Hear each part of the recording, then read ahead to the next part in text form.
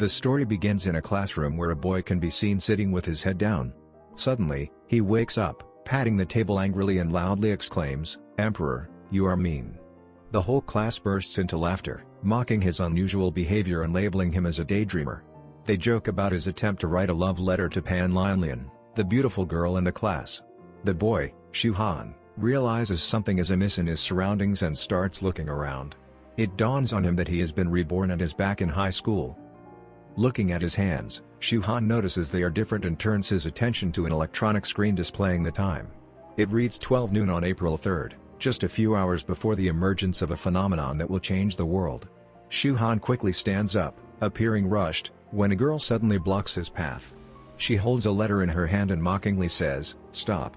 Before throwing the letter at him, she continues to taunt him, questioning his worthiness to write a love letter to her, Pan Lianlian.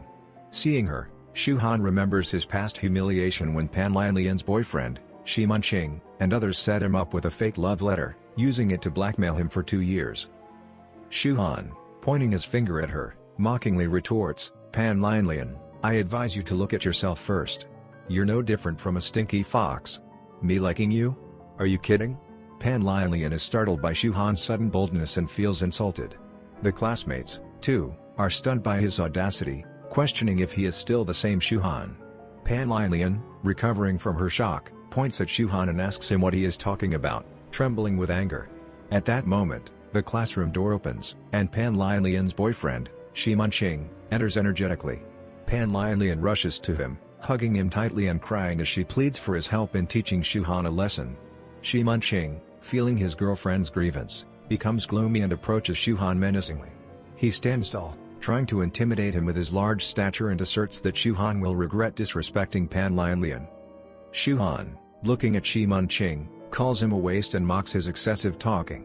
He then smirks and delivers a powerful kick to Shi Munqing's face, knocking him out and sending him flying backward, causing destruction in his wake. Shi Munqing lies unconscious, foam coming out of his mouth. Shuhan looks at him and remarks, "Waste. Too much talking." Outside the classroom, the classmates are terrified by Shuhan's display of strength, exclaiming how he knocked down Shi Munqing. They express disbelief, unsure if they saw correctly, and comment on how strong and fierce Shuhan is. Shuhan leaves the classroom, thinking about his previous life's weakness. He resolves to become invincible and acknowledges his current state of poverty and weakness. Clenching his fist, he realizes that the Earth's aura will be restored, and the world will soon change. Shuhan sees this as an opportunity to seize resources and become as strong as possible. He is determined to face the enemies from his past life and rule the new world. Running outside the school, he catches the attention of a girl, Lu Yunzi, who watches him from the top of a building, finding him interesting. Lu Yunzi is the class monitor of Shuhan's class. While Shuhan runs outside the school, he takes out his phone and dials a number, the number he knows best. As the call connects, a voice answers, and Shuhan's hand trembles with emotion. He affectionately says, "Lao, On the other end of the call, a girl sitting in the Qingbei High School library holds her phone and questions who is calling and how they know her name. Shuhan, still holding the phone, continues speaking and tells Lauer that he wants to share something important. He acknowledges that it may sound silly but assures her he will never harm her. Shuhan explains that in less than 2 hours, a significant change will occur in the world. He urgently advises her to leave school immediately and go to the nearest mountain. He pleads for her trust and promises not to cause her any harm, because... He pauses without finishing the sentence. He abruptly ends the call, thinking to himself that Lauer has always been kind to him. In his previous life, she led him on the path of cultivation but couldn't accompany him until the end. She died while saving him. Shuhan says to himself, "Lauer, wait for me. I won't let you suffer in this world." On the other end of the call, the girl, Lauer, is flustered, wondering who this person is and what the major changes and expansion he mentioned mean.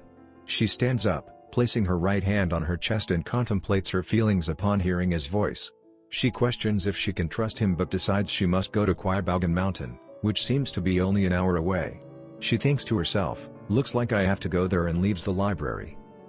In the next scene, Shuhan is riding a bike, thinking that if he remembers correctly, the most intense awakening occurred at the edge of Hanshan City Park, near an ancient building at the foot of a mountain.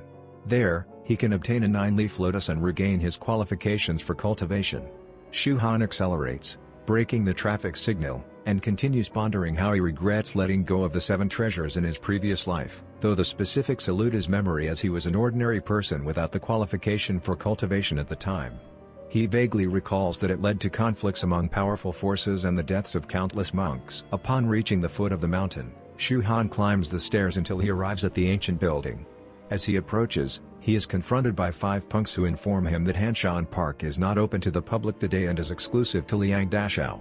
They demand Shu Han leave, but he stands his ground, stating that Hanshan Park is a public place. He questions the identity of Liang Dashao, to which one of the punks grabs his collar and angrily retorts that Shu Han should know Liang Dashao, the richest man in the area.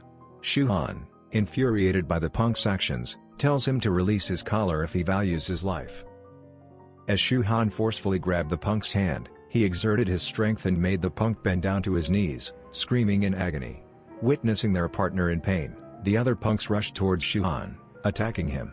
However, Shu Han fought back, using his best techniques from his past life, despite his current weakened state. He successfully defeated the punks and passed through them, making his way into the building. As he entered, he found himself in the right location, a rocky mountain with water cascading down. Shu Han believed that the 9-leaf lotus, a medicinal plant he had tirelessly searched for in his previous life, should be somewhere around here. While reminiscing about his past, Shu Han took out his phone and checked the time, realizing that he had less than 10 minutes left. Suddenly, a group of people arrived, shouting and pointing at Shu Han, declaring that they had found him. The leader of the gang, Liang Shu, arrogantly approached Shu Han, proclaiming his identity and warning him not to expect to escape.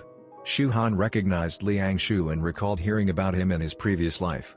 Liang Shu had discovered the 9-leaf lotus initially, but then, while Shu Han was lost in his memories, Liang Shu stood in front of him, pointing his finger and demanding an answer.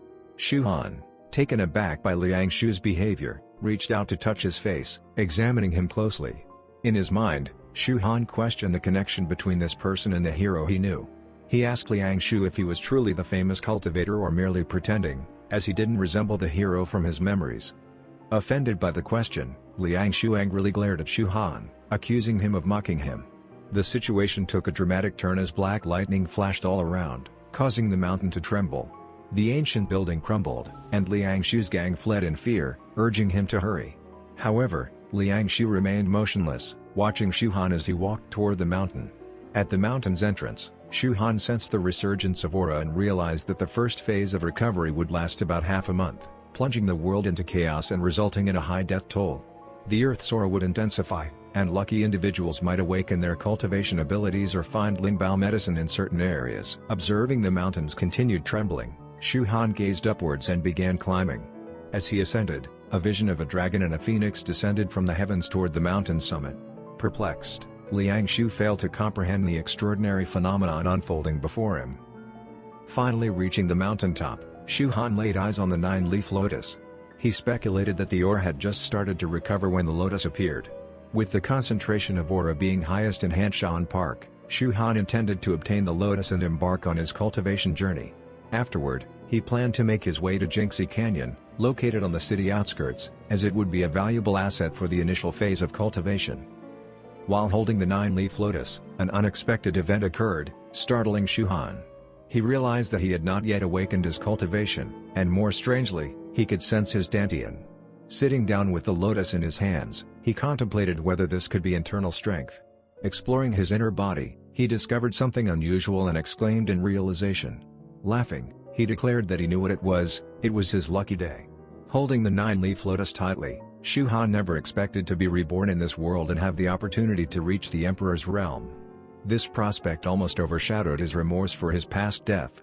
Nonetheless, he resolved to exact revenge on the 9 heavenly kings and claim the heavenly throne. Seated, Shu Han began cultivating, marveling at his exceptional luck. With the opening of his dantian, his cultivation automatically surged.